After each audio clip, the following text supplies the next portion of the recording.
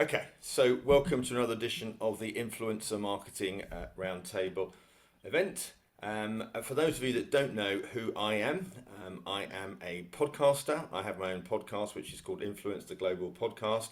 Anyone wants to listen to that, you can do so on Spotify or on any of the other major podcast networks.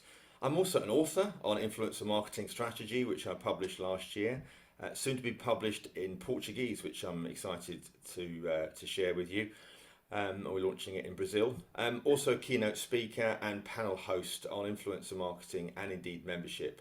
But more recently, I'm also the Chief Strategy Officer for Audience to Media, which is a global influencer marketing agency. I'm also a writer for the Evening Standard, have a weekly column there, and I'm the founder of three associations. One is the Branded Content Marketing Association Influence Division. The second is Membership World, which is a community of trade associations and professional membership bodies. And the third is MESA, which is the Meetings and Event and Support Association. One thing that I do for myself outside of sort of work hours is I run a influencer marketing program to help people become more influential, and here is my roadmap. I'm not really going to go through it in a lot of detail now, but if anybody's interested in exploring that and finding out more about how they can develop their own personal influencer strategy, then do book a call with me or drop me an email. Right, without sort of further ado, I'm going to be the slide pusher today, Raf. And I'm really chuffed to have Raf here. He's done some super work with some major brands. And what we're going to be talking about today is as much about what it's like to work with celebrities, what it's like to work with talent. And I think you're going to find this session very, very interesting. So a warm welcome to Raf today. Thank you, Gordon, and you know, thank you for giving us a bit of background on your experience in this area, because I think, perfectly onto the next slide about experience. I think, this industry is potentially flooded with people who have very little experience in this world, and hence it's an area that's nervous for brands to enter into, because they don't know where to tread, they don't know how to work in this space, and I think the rise of celebrity and moving into influencer has made that even more difficult for a lot of brands. So we'll cover that. And by the way, I'm happy to take any sort of questions you guys have around how to work with influencers and celebrity talent. But I'll give you just a few slides of background so you can understand where I'm coming from and where I've come from. So I think what makes me a little bit unique, and you can only be unique or not unique, but I think I'm a little unique in the industry, is that I've sat on all sides of the table. So I started my career in brand marketing as an assistant brand manager on Foster's Lager many years ago, and then moved into PepsiCo, working with Walker's Crisps, where I was marketing manager for Walker's. And then I spent the last part of my FMCG career at Coca-Cola, where I was head of marketing activation for the UK, running all of the marketing activations for that brand, including music, as head of music at Coke as well, and started getting into the entertainment industry, working with talent. And it was at that point I realized that most brands had no idea how to work with talent. They spoke the wrong language. They didn't understand the needs of their partners. They didn't understand how to work with the record labels. So I set up a thing called My Coke Music back in 2004, which was Europe's first downloadable music business before Napster and iTunes were legal in Europe. And through that process, I learned some of the skills of working with the entertainment industry. So a few years later, I went to EMI Music, was senior vice president for brands and licensing across Europe and the rest of the world, working with lots of talent, which I'll come on to in a second, but responsible for the talent deals across all of their roster of artists for anywhere outside of the US. And then I moved when EMI was being sold to CAA, who are the world's largest agents. A lot of people don't actually know who CAA are. They tend to stay hidden behind the curtain of the agent world. But if you're in this industry, as the juggernaut of the entertainment industry, representing thousands of the world's top talent in the areas from actors, from the top actors like the George Clooney's of this world, through to the top sports people like Cristiano Ronaldo, and top music acts like Beyonce and Lady Gaga. And then I went to Amazon Tickets, where Amazon were trying to launch a tickets business and get into that whole entertainment business, working on the partnership side with rights holders and talent. So that just gives you a sense that I've really sat across from the brand, the agency point of view, the rights holder, and the talent management side of it. And then I've obviously set up my own business, Talent and Brands. Next slide. So during that time, I've worked with lots and lots of different celebrity talent. And just on this slide are some of the celebrity talent I've secured brand deals for during my time. And it ranges from the likes of Kylie and Robbie, who I worked with at EMI and subsequently in CAA, through to Katy Perry, Neo, Rita Ora, Ariana Grande, Anne Marie. This is just a test for anyone on the screen who can't recognize these people. Emily Sandé, Lily Allen, and of course, the amazing phenomenon when I was at CAA that was One Direction, securing several brand deals for these guys who were probably the hottest property in celebrity talent at the time. Next slide. And then since setting up my own business, to do the same. And one of the motivations for setting up my own business was that a lot of the talent felt they weren't getting the service they wanted, and a lot of the brands were coming to me and saying, we really like working with you on these partnerships because you understand both sides. And if you ever wanted to do that for yourself, we'd go with you. So I ended up working with lots of talent. I'll come on to my roster of talent in a second, but since setting up my own business 4 years ago, been doing deals for the likes of Rita Ora, you've got Michelle Visage there, people like Martine McCutcheon, Louis Tomlinson, Liam Payne from One Direction, Jamie Redknapp with Skechers, deals with Specsavers. We worked securing some talent, Dua Lipa and then Anne-Marie for the mental health awareness initiative with the Royal Foundation. So quite a big range. This is just a snapshot of some brands and deals. If you go on to the next slide, you'll see some of the brands involved in those partnerships. So everyone from Amazon to Coca-Cola to brands such as Hotels.com, Kellogg's, P&G. So a wide variety of brands. Next slide. In terms of the talent I work with, it's a mixture. So I'm a commercial agent for a lot of different talent. And what does that mean? So I work often with their managers or with the talent directly, or a bit of both. And that varies from exclusive to non-exclusive to somebody where I might be going out there working with them hand in hand on all their partnerships. So you see a wide selection of talent there, from likes of Alexandra Burke through to Peter Dixon, the voice of X Factor. So you may not know Peter's face, but you certainly recognize his voice. He's the man who for the last 20 odd years has introduced the acts on X Factor, through to Louis Walsh, Kimberly Wyatt from the Pussycat Dolls, to people like Attraction, who won Britain's Got Talent, and Professor Green, the rapper. On the next slide, you'll see what's really started to change. And this is the area that I think Gordon and I started to talk about. So I represent all of those talent for commercial deals. And I also work, as you saw, with some of the deals I do as a broker for, so Rita Ora is not one of my clients. I don't represent her, but I work very closely with her management team and have secured several deals for her. So lots of talent that I work with outside of the roster of the small roster that I represent. I'd say probably 80% of the deals I do actually are not the talent I represent. I go out and find the right talent for the brief, and brands and agencies come to me knowing my expertise and saying, we've got this budget, this opportunity, who could you get to do that? But what's changed in the last year, and it happened during lockdown, is that I started getting more into the influencer space. And it's an area that a lot of talent companies and a lot of the traditional talent companies have ignored for a long time. I know even in my time at CAA, I think most of the big talent agencies were very slow to come to the influencer world. But about a year ago, I think it was a year ago, I'll give you the backstory. My daughter told me that one of her best friends, so my daughter was, I think, 18 at the time, one of her best friends was, as she called it, blowing up on TikTok. And this was literally February last year. And at the time, I didn't even have TikTok. So I'll be honest with you, I was, one of these people, I was like, oh God, I need to really download another social media app.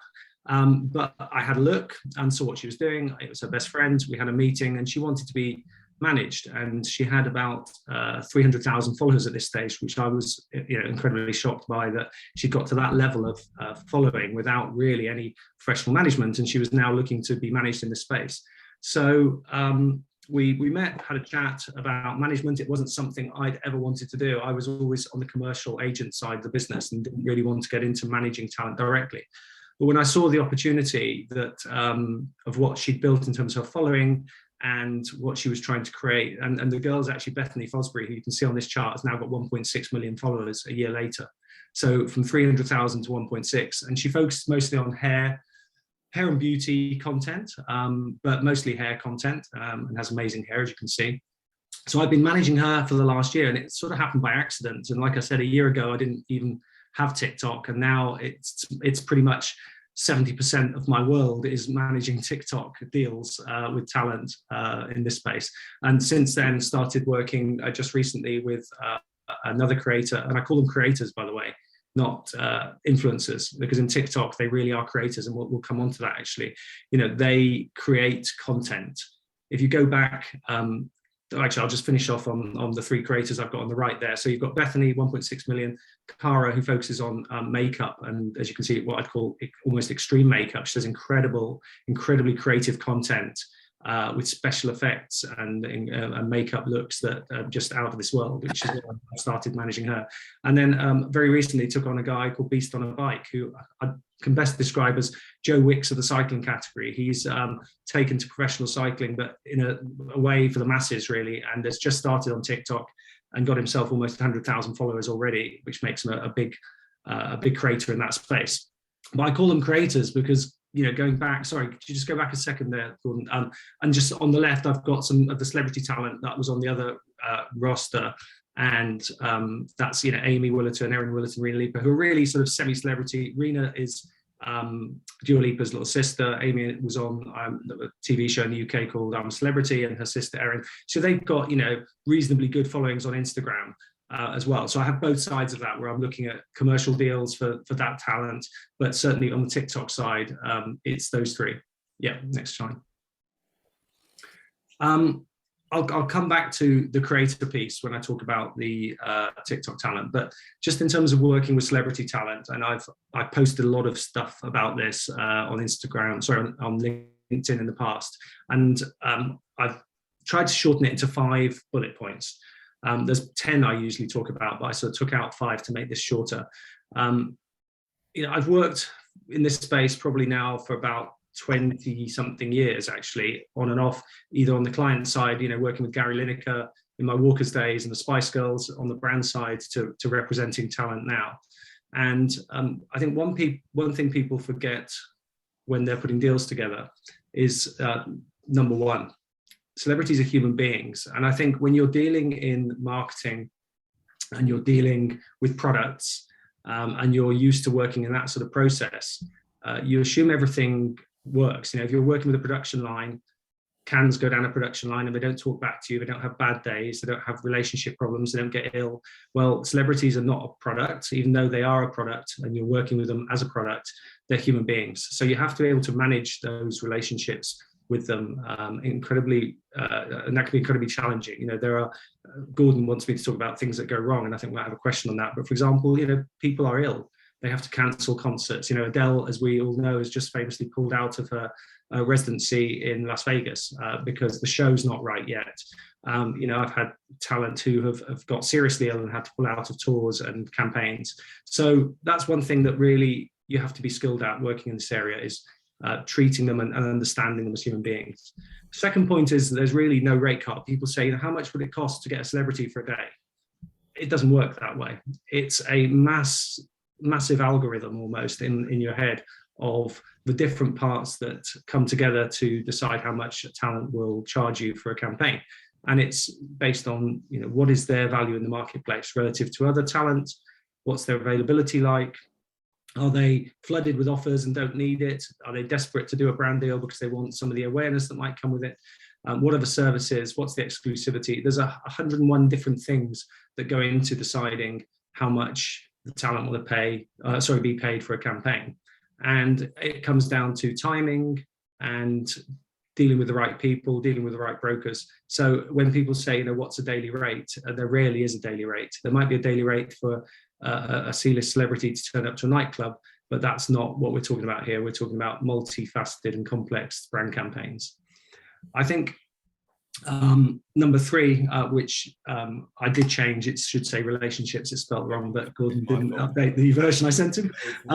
Relationships count. And the reason I say that is often when things go wrong, and number 4 is that things can go wrong, it's really important to have people who can encourage, cajole, use their relationships, use their favors to pull with either the management or talent. Because if you haven't got that and a celebrity pulls out at the last minute, or celebrity won't do what was in the contract, and you've got the agency saying, but it's in the contract.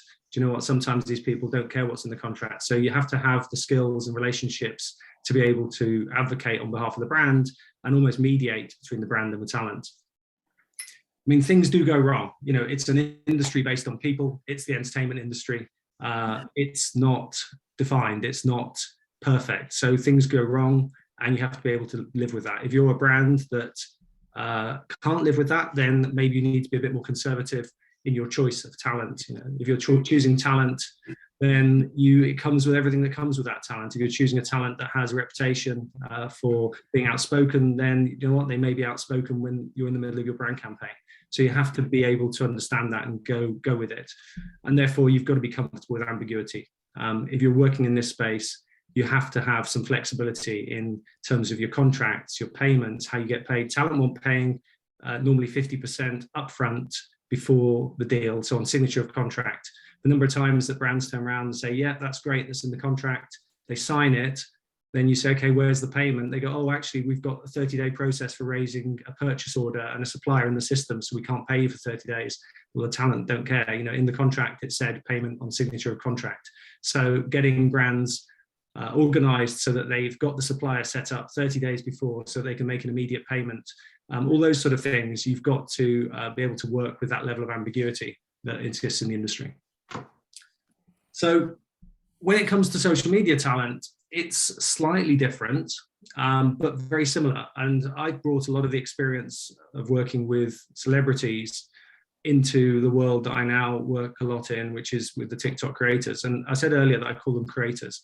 And the reason I do that is, if you think back 20 years, as we were just starting to talk about before, you used ad agencies, you used creative agencies to create your content. And you know, if you're creating an ad, you'd have a producer, director, lighting, catering, electricians, prop designers, etc., that would come to an ad shoot, and a huge cast of hundreds of people, and a 2-day shoot to create a 30-second commercial.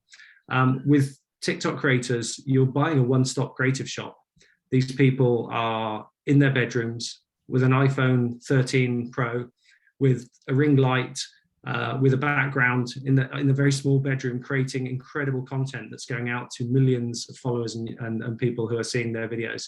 So in some respects, you are buying a one-stop creative shop when working with a TikTok creator, which is why I don't like using the word influencer, because they really are creators in this space, and they're creating content. And it's not just 30-second content. A lot of the clips that you see on TikTok are 30 seconds. You can go to, I think it's 2.5 minutes now. I think a clip can go to, I might be wrong on that, but TikTok recently increased the amount of time that you can have clips up.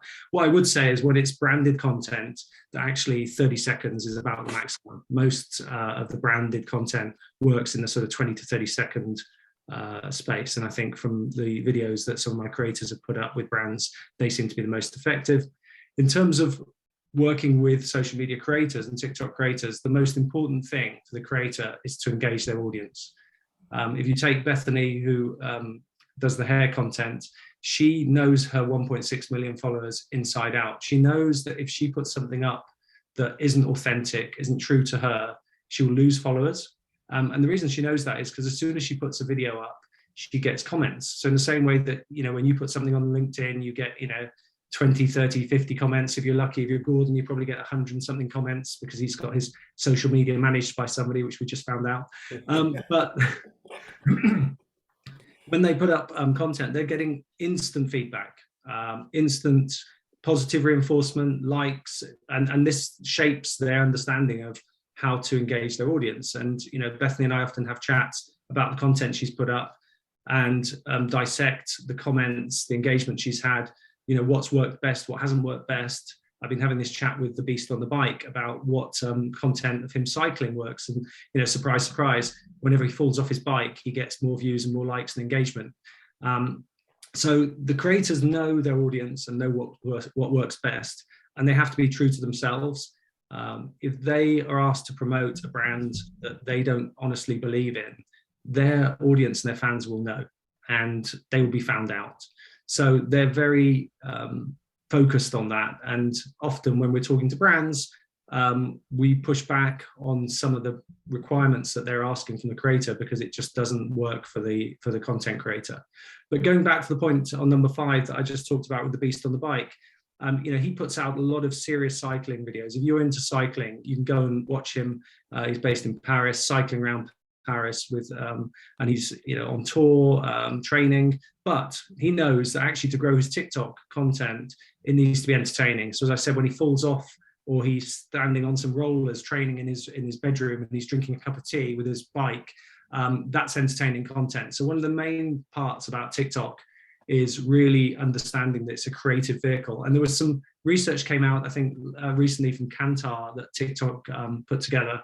I don't know if Gordon's seen this, but basic summary of the research was that over 1 billion people are using TikTok every month, which is fascinating.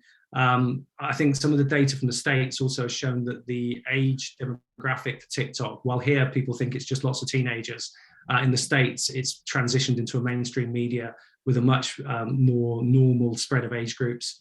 But what was interesting was the top 3 feelings associated with using TikTok were happiness, joy, and creativity. Now, if you're a brand, that's a great place to be. 54% of the people surveyed said they recalled branded content, which if you think about other environments where branded content exists and where they switch off, people on TikTok are entirely focused on that screen at that moment. I mean, what is key is engagement. It's the likes, the comments, the questions that really drive engagement in this space. So creating fun, entertaining content that engages the viewers and then will translate into engagement for the brand is the key in this space.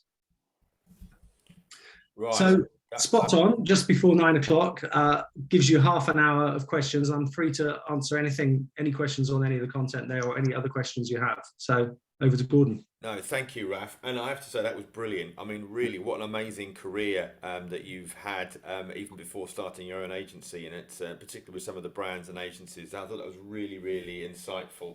So I'm going to sort of kick off, but anybody, if I start with 1 or 2, and then I'm very keen to get some other people's opinions and thoughts about this. You mentioned that these content creators are human beings, and I totally subscribe to that. And I often talk about in my podcast, they're multi-talented. They're the new creative agency, aren't they? They're the photographer, the videographer, the lighting, and they've got this wonderful ability to build audiences as well, which absolutely amazes me. But things do go wrong, and I'm quite keen to try and, because I think there's, as we were saying before we had this session, there's loads of, I think, brands that are all almost like on the swimming pool edge before diving in, aren't they? They think they know they should be in this space, but they're just maybe a bit more conservative and not sure about it. What sort of things can go wrong, and how can we allay some of those fears? I'm going to split that into 2, I guess, and deal with the celebrity world and the sort of TikTok, the creator world. Right. In the celebrity world, as I said earlier, you're dealing with people, you're dealing with entourages, you're dealing with other priorities. If you engage a music star, they're more concerned about their next album, their tour. That takes priority. So if their tour dates change and that has an impact on your brand campaign, you're not the priority unless you're paying them 100 million a year, and then they'll become your priority. But if you're paying them £200,000 to be in a PR campaign and your timings conflict with something they're doing, so a lot of other factors come into play when you're dealing with this. You're looking at publicity. You want a series of interviews with magazines over a certain period. Now, again, dealing with a music artist, you've got to make sure that it sort of intertwines with the publicity they might have for their album, for their tour, and that the messaging that the brand's going to have is not going to contradict what's going out around the album launch. So in the celebrity world, there's just a lot of moving parts because you're dealing with people, schedules, timing, and different stakeholders as well. And the odd diva. Yeah, and the divas often are not, by the way, the talent. They're the people around them. I bet. So managing that can be just as tricky. So, again, I often, and this sounds awful, but when I'm recommending talent, I'm already in part of that algorithm working through, who the right talent are. And sometimes the right talent isn't the right talent. It's the right talent who will do the job professionally, effectively for the right price, and the right team around them that you know will deliver. If you know there's a team of people that you can't rely on around that talent, and you've got Procter & Gamble doing a deal, and you know how processed Procter & Gamble are going to be, it's going to be a difficult decision for me to recommend the talent that I know might be 50-50 on whether they'll deliver, because that puts my reputation on the firing line. So one of the biggest things I would say, and I know I'm sort of preaching why you should use people like me, but Gordon will know that, is have trusted partners who understand how to work this space. Absolutely. There are too many people out there that say, oh, I can do you a deal with a celebrity. I know a celebrity. I know an influencer. You've got stylists and hair and makeup people that say, oh, I know somebody, or friends of somebody. That's not how to do a deal. That's how to get let down really badly. And where good people earn their stripes in this space is when something goes wrong. So when something goes wrong, if you have a really experienced, trusted partner who can just turn around and say, okay, and I'll give you an example.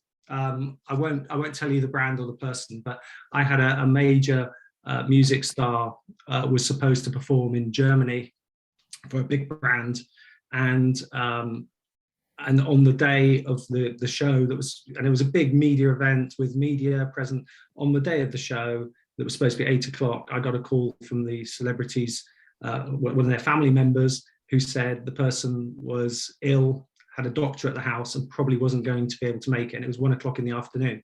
And that person was in London at 1 o'clock. The show's in Germany at 9 o'clock. And you know what? I guess if I didn't have all the years of experience behind me, I probably would have run around like headless chicken.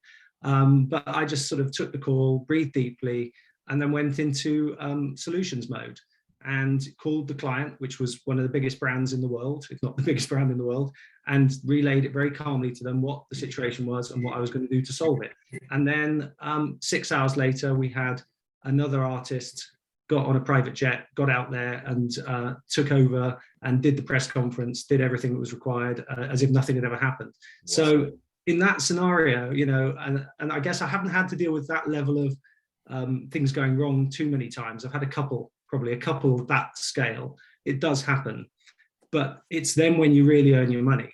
And I can actually give you an example in that, the brand, was happy to pay, didn't sort of renege on any of the payments because they were happy with the solution that was found. And that's where you really do earn your stripes. So in that celebrity world, you've got to be able to have those relationships where, you can literally pick up a phone to somebody that does you a favor and says, look, I'll get my artist on that plane and we'll do it for you, because that you're calling in a favor, because people don't need the hassle. To be honest, they don't need the hassle of trying to pull this together in 4 hours and get their celebrity on the plane.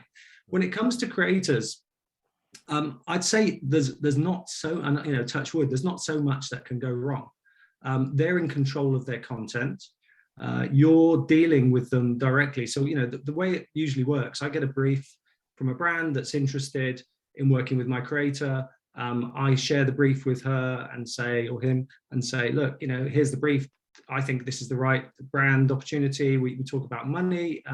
And if she wants to go ahead and do it, then we lock in a time for her to film her draft content. I stick it in her diary. I manage that process and say, right, we need to get this content in a week's time. I suggest you film Monday, Tuesday this week, and we'll get the draft over to the brand by the end of the week. So the brand gets a chance to review the content. It's not dissimilar to an advertising creative process. It's just much shorter and much more direct. Yeah. The brand comes back and says, we really love the content, but, could we change at the beginning because we don't think that's right? And there are things you can change and things you can't with creators. When you're creating videos on TikTok, it's not as simple as saying, can you change that first bit? Because it's all created on the app, and the editing capabilities on the app are not as good as they would be if you were, doing it in a professional studio. And then things like, my creators, when they've got the phone this way, the brand is in reverse, right? So if you're using the front camera, which is what you want to be able to use the TikTok app effectively, you see a lot of the TikTok ads actually have the brand visible in reverse, which to a lot of the brands could be an issue. At the beginning, we had, L'Oreal brands going, could you reverse the video? It's like, no, that's the way it is. If you want her to reverse it, then she's not being able to use the TikTok app, which means the video won't get as good engagement. So there's not as much that can go wrong with that. It's just about managing the process and making sure that my creator is ready to post on time. If the brand wants it posted on a Thursday afternoon, then we post on the Thursday afternoon. And, you know, sometimes, again, with human beings, something might go wrong in that space. But in general, I'd say working with creators is, if you've got the right team in place, much more controllable. Yeah, no, super answer. I mean, genuinely, I think I would subscribe to the fact that using a professional is where it's at, and contracts, of course, isn't it? The devil's in the detail up front, and it's also, I guess, managing expectations from clients about what, with all your experience, about knowing what's possible, and so that you effectively create that perfect match, and that's where something like you would fit in, isn't it? Yeah, I mean, that's exactly right, actually, Gordon. I do a lot of that work up front to manage expectations before we even get to contracting a celebrity, Yeah, because you're looking at what, you know, if the brand wants somebody to do 20 social media posts in a month, guess what? That's not going to be a music artist because they're posting about their music. But it might be a television celebrity that doesn't mind doing 20 posts if the money's right. So yes, the services have to match the expectation. So doing that work up front before you even get to contract, so that both parties know exactly what they're going to. And then you're absolutely right. You know, I spend a lot of my time, even though I'm not a legal professional, I review contracts every day. mm, And I'm looking at the contract. If I'm representing the talent, I'm looking at it from their point of view. If I'm brokering for a brand, then I'm looking to protect the brand and making sure that they're getting what they need out of it. yeah. And Raf, what type of partnerships are you finding is resonating, on either side, celebrity or content creators? Which are the types of things that are almost like meat and two veg, things that really do deliver consistently? I'll take creators first, because I think that's quite easy. You know, I think if you are a creator who just has followers, I think it's really difficult. And I'd worry if you're a creator that's just built up a following and you don't stand for anything. You know, I'm a brand guy, so I believe 100% in creating a brand, and that's the way I'm working with my creators. If you notice those three creators we talked about, one specializes in hair, one specializes in makeup, and one's about cycling. And the reason I've taken them on is for that reason, because they stand for something. They're a niche. I, They're almost a niche, aren't they? Yeah, yeah, yeah, I'm working with them to build a career in their chosen area, not just to build a TikTok following. You know, we're planning to release hair care products for the hair creator, planning to get into the makeup space to create their own business in makeup, you know, with the cyclist to create his own products. So it's a long-term career plan rather than a short-term, I guess, influencer strategy. So, sorry, what was the question again, Gordon? I've lost myself slightly there. oh no, what's the best brand Oh partnership yeah, type of thing? Well, yeah, you've almost started to talk yeah. about commercializing different ideas. So Yes, that's that's where I was going with that. yeah, If you've got that brand and you've built that brand, then it falls naturally, right? So we're being approached in the hair space by, you know, shampoos, conditioners, styling products, electrical products, from hair dryers to, it's a natural fit that those brands want to take advantage of Bethany and her audience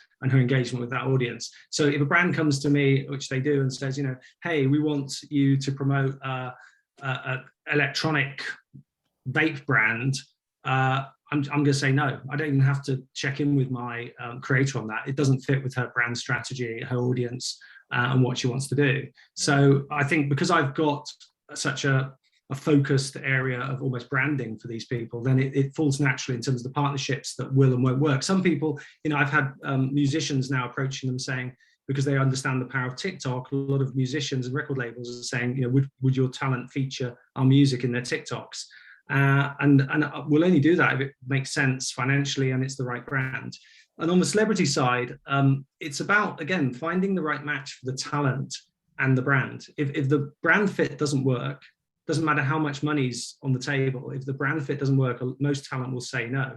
I mean, my job is often to make, I guess, compromises. So, you know, there's never a perfect brand deal. You know, there's never Gucci offering £5 million and it's a no-brainer. You know, often the brand isn't quite right and the money's great, or the money's great, sorry, the other way around, the brand's fantastic, but the money's not great. And sometimes the money's not great and the brand's not great. So for those, it's an easy no. And that's the way I look at it for the talent. I say, you don't say yes to bad brand deals with bad money, but you say maybe to good brands with not so much money and bad brands that have got lots of money, because then it's my job to make the bad brand fit much better, and to work with the brand to say, look, here's the celebrity, here's what they're about. So they'll only do this if you change your campaign or change the tone and the execution of the campaign to fit what that talent are doing. Yeah, And yeah. equally, if it's a great brand, but the money's not there, then it's my job to get the money to the right place. So it's a negotiation. No, absolutely. And one of the things that I'm often asked about influencer marketing, and I'm guessing some of the others around the room, is the ROI. So if you're investing a certain amount of money within an individual, how do we know that the campaign is going to deliver? I mean, you were talking about some big numbers there.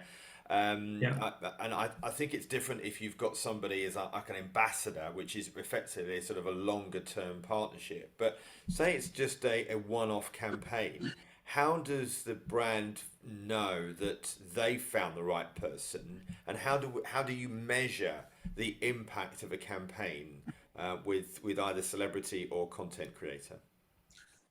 I think when you're working with celebrity, you've got to look at it in the same way as many of your brand building activations. A lot of brands are not putting out a piece of advertising and then quickly going to see how many products were sold that evening because the ad was on. They're looking at long-term metrics, long-term brand building. And a lot of the celebrity type campaigns are in that space where you're looking at building values. You're associating with the values of celebrity to bring some of their values to the brand. Obviously, you want to sell product or off the back of it, but it's not just a direct sales mechanic. Otherwise, you'd go on QVC and start selling, right? So that's you've got to look at a lot of brand campaigns that you see with celebrities. You're borrowing that equity to put it on a poster, to put it on television, and that's part of the equation. So you're using the same awareness and qualitative metrics and quantitative metrics that you need for any type of marketing campaign. When it comes to the creator world, I think it's a lot more measurable, even though I think there's a lot of people saying, how measurable and what are the metrics? But as I said earlier, you get instant feedback. So, there are metrics that are immediately available in terms of engagement, views, likes, comments, which show, and you can benchmark those. I can benchmark, I think, Bethany, I can't remember off the top of my head, but at the moment she's tracking at about 14% engagement on the content. So Amazing. That's an incredibly high number because she's got an incredibly engaged fan base who want to see her videos. It's not like you're watching Coronation Street and an ad comes up that's not relevant. The audience that are watching her videos want to watch her videos, and that's the difference, and that's why the engagement's so high. But if you're looking at more direct selling metrics, TikTok have just launched TikTok Shop Live. They do the sort of QVC of the category where a creator can be online for 2 hours literally selling products to you, and they can track the sales from those videos. Live stream, isn't it? Live stream, and Yeah. I mean, look what's happened in Asia now. It's just absolutely blown up. Well, it had already, of course, and I think I absolutely agree with you. I think TikTok is going to be a sensation. I mean, look where they're advertising now. Well, they're advertising the cricket, weren't they? So I They're think the Olympic sponsor as well. I mean, people that speak to me and say, "Oh no, TikTok's just for kids." Wake up, guys! It is not. It's just a phenomenon that is growing hugely.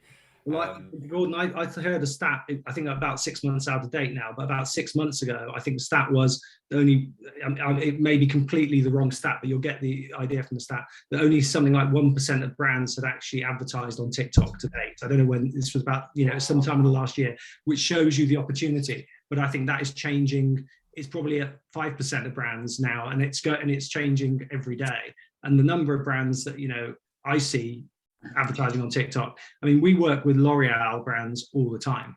And it's interesting that they have been at the forefront, I'd say, of really embracing this. And even in the way they've structured their processes, I'm very impressed with the way L'Oreal work. Their contracts are very simple for creators. They're not, you'd imagine L'Oreal contract to be a nightmare, and it can be, but they've adapted them to the needs of creators. They've got in the contracts, they've got really clear guidelines for the creator on what they can and can't do, what they shouldn't claim. That there's things like previous ad partner they've put in there now. That I know the ASA wants creators to, if they've been gifted up to a year before they then post about something, they need to make that clear, because there were brands trying to get around the rules by gifting a creator and then 9 months later saying, "Can you do a free post for us?" So L'Oreal make that really clear in their contract, and then they also make it easier for small, a lot of creators are small businesses. now working with a big company like L'Oreal in terms of purchase orders and payment processes can be really tricky. So they again outsource a lot of that, so creators can get paid quickly rather than 90-day payment terms. So I see people like L'Oreal have really got ahead of the curve and have been in this space. But I'll give you an example of a brand that we worked with, which in terms of, you talked about success. There was a Korean beauty brand called Kaja Beauty I'd never heard of, Bethany had never heard of, and they approached me for Bethany to do a post for their 3-in-1 mascara. And as you can see, I've become an expert in beauty products over the last year. And what I was really impressed with, they were trying to launch it in Europe. They approached it like a piece of advertising. The brief they sent was incredible. With information about the product, how they wanted the product to be used actually in the video, that this product had a clicking mechanism and they wanted that to be the noise of the click. So that it was very specific in the brief, but they allowed the creator to create their own content that was engaging. And they were dipping a toe in the water. They'd obviously seen the success in Asia and were doing it over here. And Bethany did a video for them, and it's probably up at more views now, but at the time it was one of the most successful commercial videos. It did 300,000 views for the brand. Wow. For a brand new product. And for this, I'll give you an idea of the rates. I mean, people like Bethany, we're looking at maybe sort of £3,000 minimum for a video, which you might think actually that's £3,000 for 30 seconds, but creating one video takes a lot of time. And one video is 4 to 6 hours of recording, editing before you have all the back and forth. But for a brand to spend £3,000, let's say, on a video to get hundreds of thousands of views is a really good return on investment. Absolutely amazing. No, I love that. Well, you've prompted a load of questions now from various people, so I'm going to hit John to start with. John, what's your question? Yeah, actually, again, Director Raf, I suppose I'm looking for a little bit of advice. One of the companies we provide vouchers for tourism, okay, but the other part of that business is a solution for the hotels. We've decided pretty recently now to go slightly different in the way that we market, and that's to go down almost a blogger type scenario where we go to visit the hotel, do videos and so on and so forth. I'm one of the same people that believed that TikTok was, for teenagers and everything else. And God's honest truth, I actually launched our page yesterday with TikTok. Right. The thought process for the long term for us is actually to build an audience, and then off the back of the TikTok, the Facebook, the Instagram, to then start to throw in the odd advert here from our company to launch some sales and so forth. Any tips, any thoughts, any advice at all? Yeah, I mean, one of the things I've seen is, we talked about at the beginning that TikTok is about entertainment. So ultimately, I think it's great you've launched your own TikTok channel, but I think if you start pumping out your own branded TikTok content from your company, it's not going to end up on a lot of For You pages, because the algorithm is just not going to be that interesting. Whereas I think, if you're engaging creators that already have an audience that are interested in that content, so if you engage travel creators, then they've got the audience already, then you can tap into their audience. You're not having to build an audience, because it's going to be really difficult for your business to build, in a short amount of time, a truly engaged audience that are going to come back to your channel. It's a bit like, nobody gives a damn about my website, my Instagram. They're not interesting. They're a B2B tool, but they're not really that interesting. But people are interested in what the talent have to say, and because it's an entertaining content play. So I think my advice would be, use the audiences that are already there to engage. I mean, Gordon's probably got a view on that as well. Yeah, no, I agree. I agree with what you've just said, Raf. To be honest, I mean, people follow people. Let's be honest, and I always talk about content being educational, entertaining, or inspirational. Never deviate from those one or all of those three things. And as long as people can understand your purpose, your why, it doesn't always have to be like, oh, look at me, blah, blah, blah. It can be just very clear and succinct about what it is you're trying to say. One thing as well, I would say, John, as well, go and hunt for people on TikTok that are trying to do similar. Do your research before making your videos, so you get a flavour for what else is out there and who's targeting the same type of people. Thank you for your question. Thanks. Adrian, you've got a question to ask me or Raf, or statement.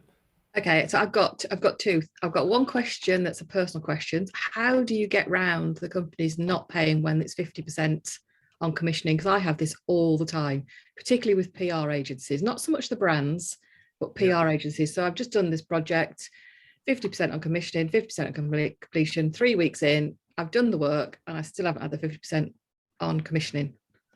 So it is something I've battled with for many years. I mean, the major benefit I have when you're working with celebrities, and actually I'll go back to why the 50% on booking all came about in the old days. So in the old days of the entertainment industry, you know, artists wouldn't even go on stage unless they had the money in an envelope given to them to their agent. They'd be waiting for the agent to get the money, and once the money's in the envelope, then they go on stage, right? Because they used to get let down with promoters going bust, and you know, so that's why the entertainment industry is very keen to get deposits, money up front, because even in today's world of, you know, very professional organizations, businesses go bust, businesses have cash flow issues. So the great thing about working with celebrity talent is you can afford to be a bit bullish and say, look, sorry, you know, we're not going to do it unless the money's in the bank. I mean, I've had scenarios where we've been waiting for proof of bank transfer before the talent will actually, you know, step foot into the room, because it happens. Now,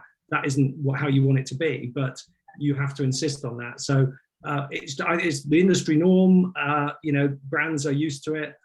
I think, like I said earlier, giving that advance notice to the brand right at the beginning, which is, by the way, when we're putting this contract together, you know, making it clear, because often people don't read what's in the contract. They read 50% paid on start of, you know, the campaign or on signature of contract. So I think you have to spell that out and say, you know, not 30 days after the invoice, on signature of contract, and make that clear to people what that means, and start the process working with the accounts team to get the you know, the talent set up. And often the challenge can be the talent and with creators are often their own limited company.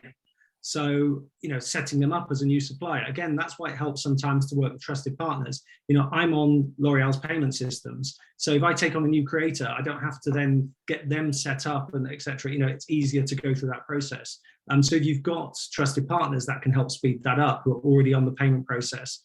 But in general, the final bit is, you know, the final percentage on completion of services. You know, putting my agent hat on, I won't deliver those services until the payment has been completed and is in the bank account. And if I'm representing the brand, I'm going to hold out that final payment until the celebrity has delivered their services. So that gives you something still to hold on to. And I would always structure, if I'm honest, the perfect structure for the finances is 50% on signature, 25% on delivery of, let's say, the first service, let's say a shoot or whatever that might be, and 25% on completion, because then that gives the brand some element of holdback to make sure that everything is right, but it also pays the talent on delivery of their services. Yeah, Thank you. I couldn't agree with you more, to be honest, Raf. And obviously, I work quite a lot in the speaker world, and you know, speakers, almost all of them, insist on payment up front, all of it, Yeah. even half, Yeah. all of it. Yeah. And I do for my own business. You know, for me, because I haven't got the time. You haven't got time to chase for money. You're a small business, and you know, cash flow is king. Cash is more important than anything else. So I think it's a really good point, Adrian. But you've got a few minutes more. Keen to get Julia's question in. What would you like to ask, Julia? Yeah, I just wanted, because most of the example you've given before, major brands, you know, you know, their products apply to most of the population with a huge, you know, selling point. My brand, and you know, I tend to be the borderline of the luxury brand, so I usually apply to people worth 100 million plus, and in social media it's very hard to target an audience that specific. I was wondering if you have any examples of working with an influencer who would, you know, be able to impact the brand with such a, you know, niched audience. I mean, I think there's a lot of brands, there's a lot of talk of using micro influencers. And, you know, I think we were talking, one of the questions earlier, we were talking about finding influencers that match your interests and the category you're working in. So in your particular business, you know, there are influencers out there that would match exactly what you're trying to do with your business, and finding the right audience fit with them. They don't have to be people that have millions of followers. It's about, you know, even just take LinkedIn as an example. LinkedIn is a social media platform. and there are lots of, if you're looking to target high net worth individuals, then there's lots of high net worth individuals on LinkedIn who are potentially creators and can influence people. And you see that all the time. And I think LinkedIn has become more of that actually over the last few years, which some of us might argue is not a good thing, and has sort of changed what LinkedIn was there for. But I think it's about finding your audience. There's no point engaging a creator where 80% of the people that follow them are not going to be interested in what you're talking about. You need to be finding a creator where 80% of the people are interested in what you're talking about. And I would just add to that, I think this is another reason for using, platforms, agencies that have real insight into the gender split of that person, the geolocation, all of these other things. And if before even embarking on a creator, the really good ones should have like a media kit of some sort, which would tell you quite a lot about. It's effectively it's like a creator CV, if you will. But it's and that will tell you a lot about the types of brand campaigns that they've done before, the mix of their audience, and where you think that may work. So really good. I have media kits for the talent I work on, so it gives you their demographics and all the engagement stats, etc. Yeah. I just want to say thank you, Raf. I think that was really, really insightful. I've learned a lot this morning as well about what it's like to work at the sort of top end as well. So thank you for all the work that you do. We should definitely have a call post this event about some other things that we were talking about beforehand. And I just want to say thank you very much for everybody that attended today. It's on a video. We'll put it into the Facebook group. If anybody wants to get hold of Raf, I guess you're on LinkedIn, are you, Raf, or Instagram? Yeah, I'm on LinkedIn. I'm on Instagram. You can find me on TikTok, but I won't post anything. So that's for my talent. But yeah, LinkedIn's the best route to contact, to be honest. Instagram's full of examples of all the stuff I do for the talent. It's not about me, it's about them. So I'd go to my LinkedIn. Super. All right, guys, look, have a lovely day. Same time, 8:30. Matthew, I know you joined at 9. Thanks, Gordon. Lovely to see you all. Do share it. Talk to other people about this. We have some really great speakers on here. Not always, but Raf is a great example of one today. So do share this with anybody else that you think is relevant. And thanks again, Raf. Have a lovely day, everybody. Yes, thank you, Gordon. Thank you. Thank you, everyone. Thanks, guys. Thanks, Raf. Thank you.